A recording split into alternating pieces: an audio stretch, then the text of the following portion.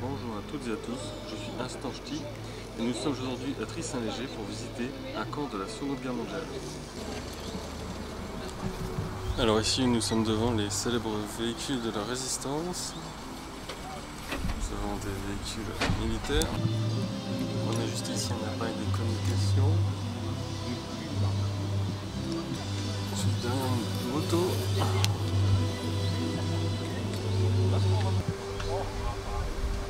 Alors nous sommes à l'intérieur du véhicule. Donc là on a tous les compteurs. 517 293 km.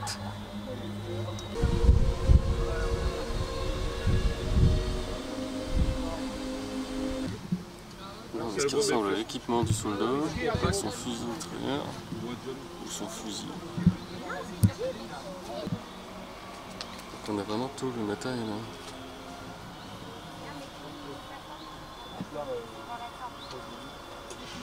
Ici on a une espèce de bazooka. Et la grenade juste à côté. La grenade. On trouve la balle de baseball américaine. C'est d'une autre arme.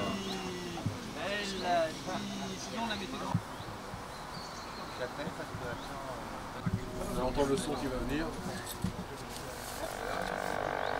Ah ouais, d'accord. C'est des lampes, hein.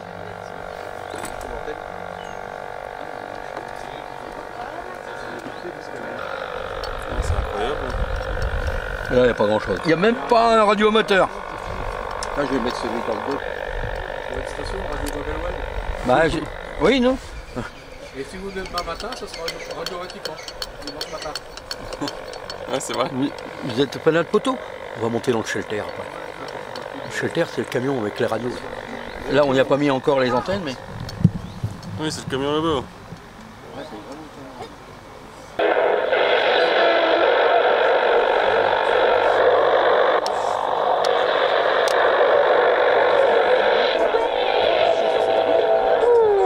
Pas de clandestins, on va dire. Des résistants. Ah oui, vous voyez, que j'ai reconstruit selon les plans. Et puis, il fonctionne, bien sûr. Mais par contre, il nous faut du 110 volts. Donc... Ah oui, c'était à l'époque, c'était le 110. Ouais, le 110 c'était courant. Et bon, celui-là, bon, en 12 volts. Ici, un portable, le premier téléphone portable. Bon, on va fermer. Il a mis des piles d'aujourd'hui.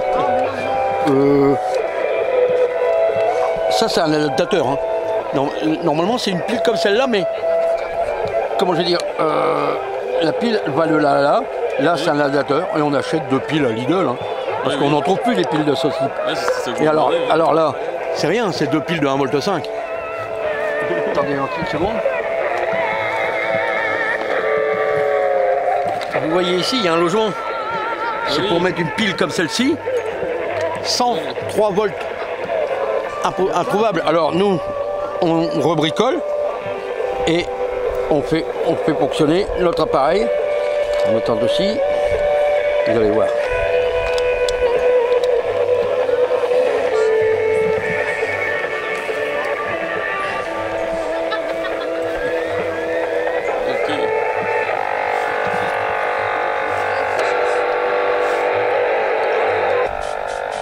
Ouais, même en émission, il ne va pas. Vous voyez, celui-ci était 4330, le sien 3885. D'accord. Donc on les a mis tous les deux sur la même fréquence pour pouvoir communiquer. Et on était en train de faire des réglages, mais tout à l'heure, ils nous ont coupé le courant. Ouais. En plus, oui. Faudrait penser à manger. Ça, c'est les Talkie-Walkie d'origine. C'est les premiers Talkie-Walkie qui ont eu lieu, qui existaient. Qui ont existé, oui. On va montrer les tout petits. Ah. T'as des micros? Ouais. Micro-tube. Juste que je l'attrape. Sub-miniature. Voilà. Ça, c'est une lampe. Hein. Ça, c'est une lampe. 56-78 celle-là. Ouais, c'est petit. Ah, c'est tout petit. Hein. Donc il y a deux fils qui servent de chauffage de filament. Après, vous avez l'anode, la cathode et la grille. C'est une triode qu'on peut trouver dans là-dedans. Là-dedans, il y a 5 tubes comme ça. Voilà, bah, les 5 qui sont là. Ces 5-là, ce sont les tubes de rechange de celui-ci. Ça c'est pour d'autres postes qui sont dans l'armoire. Voilà, donc là vous avez ici le même que dans la Jeep, hein, c'est les postes infanterie ça. D'accord. La partie du bas où il a la main, c'est le récepteur. La partie du haut, c'est l'émetteur. Pour l'alimenter, il y a un boîtier là à côté de lui qui génère un peu plus de 100 volts pour le récepteur et près de 500 volts pour l'émetteur. Enfin, ça c'est l'alimentation. Ah oui, d'accord. C'est branché sur une batterie qui est à l'intérieur du coffre. Et il y a un appareil qui tourne et qui génère 100 volts pour l'émetteur et 500 volts pour l'émetteur et 100 volts pour le récepteur. Avec toujours le manipulateur Morse qu'on peut utiliser sur une table de cette façon ou sur la jambe de cette façon. Et le microphone, on appuie, on est émission, on relâche, on est en réception. Ça c'est l'infanterie. Et là ici vous avez l'artillerie. C'est ce qu'on appelle le télégraphe. Voilà. Par exemple ce que je viens de taper c'est appel général, appel général. Ça s'appelle, on dit CQ, CQ. Donc c'est ta ti, un long, un court, un long, un court. C'est Q, ta ti ta. Ça chante comme une musique. Ta ti ta ti ta ta ti ta. Ça c'est CQ, CQ, 2, F1, UXR, ça donne ça en télégraphie. Vous voyez, ça rentre pas. C'est fait exprès. Ça on y rentre à fond en tenant la culasse, parce que si on la lâche, bah, ça vous passe le doigt. Et quand on lâche la culasse, elle va engager la première cartouche pour la chambrer. Au premier coup de feu, ici vous avez dedans dans le tube, là il y a des trous. Il y a une récupération des gaz dans le deuxième tube. Ces gaz reviennent ici, reculent la culasse qui va accrocher la douille, hein, la cartouche, pour l'éjecter. Quand la culasse revient, comme il y a un ressort dessous, ça a poussé, ça engage la deuxième. Donc c'est un fusil semi-automatique. Et quand les 8 cartouches sont tirées, le clip quand il sort, ça fait ting. Ça permet au soldat de savoir qu'il n'y a plus de cartouches. Et là, il faut qu'il retire ses culasses pour remettre un clip. Donc il a à peu près une centaine de cartouches comme ça avec lui pour pouvoir utiliser le fusil Garand. Ça c'est un fusil qui est encore utilisé en Algérie, Indochine à l'époque. Hein. C'est le fusil de base, le M1 Garand, certainement l'une des meilleures armes à l'époque, avec après-guerre la Kalachnikov, la K-47, qui était une arme automatique cette fois, mais qui existe toujours d'ailleurs. Eh oui. Donc elle s'appelle AK-47 parce qu'elle a été créée par Antonov Kalachnikov en 1947. Elle existait déjà pendant la guerre mais elle ne portait pas ce nom-là. Elle a été améliorée et au plus haut point en 1947 par Kalachnikov. Ça c'est le Garand, c'est l'arme de base de tout soldat américain. C'est le gros centre de radio, plus situé à l'arrière.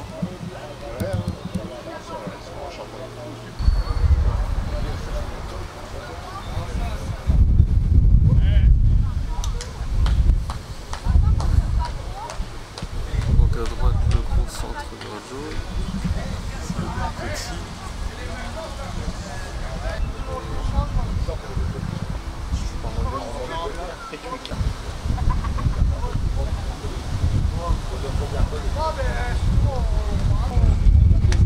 Ah mais les bétonniers, on peut être rempli dans une partie.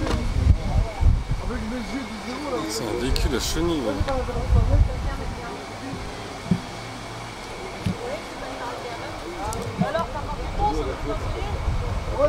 C'est incroyable. Position la mitrailleuse juste au-dessus.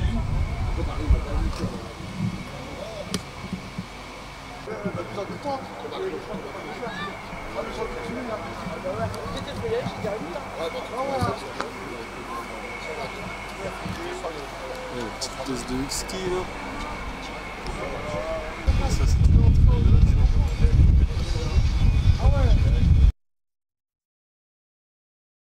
Faut que je passe d'abord. pour un petit tour en Faut descendre si tu veux et puis après tu remontes.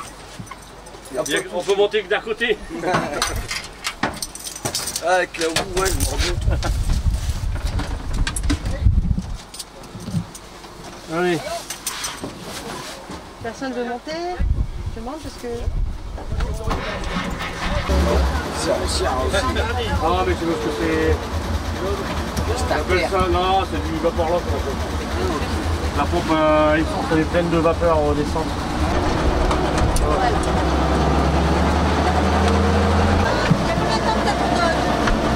Ouais, il y a 6 ans, je l'ai fait. Combien?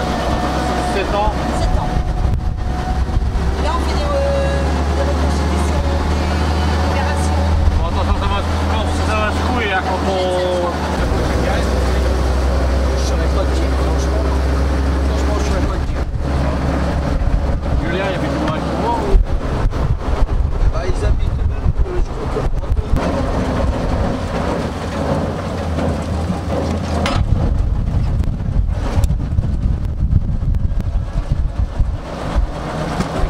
Ce soir, sous la pompe, oui. Ah ouais, peut-être, ouais. Allez, je vais descendre par là. Oh merde, ils ont fermé le roseau. Ah merde, faut pas passer. J'arrive.